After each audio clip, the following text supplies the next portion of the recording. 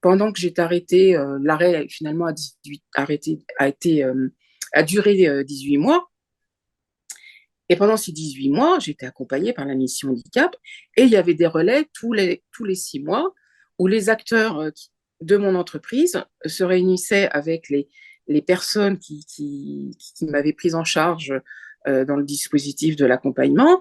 Et il y a eu 2 ou 3 points d'organiser qui associaient mon manager, les ressources humaines, la mission handicap, le cabinet qui m'accompagnait, le médecin du travail. Voilà, j'étais en dehors et en même temps, je n'étais pas oubliée complètement. Voilà, il faisait un point d'étape de mon avancement pour préparer un retour qui se ferait. Bah, il n'y avait pas de date. Hein. Quand je dis 18 mois, c'est parce que ça s'est passé comme ça. Mais ça aurait pu durer moins, ça aurait pu durer plus.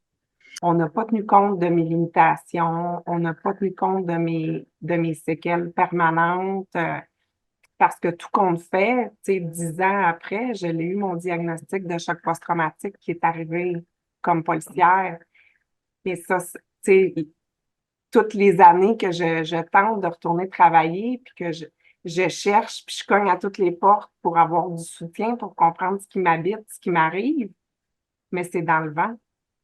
Fait que, tu sais, j'aurais aimé ça avoir un employeur ou un gestionnaire qui est compréhensif, qui est bienveillant. Tu sais, si j'arrive en retard parce que j'ai fait une crise de panique, une crise d'angoisse, ben que j'ai pas de regard ou de commentaires ou de feuilles de temps à remplir parce que je dois du temps au service.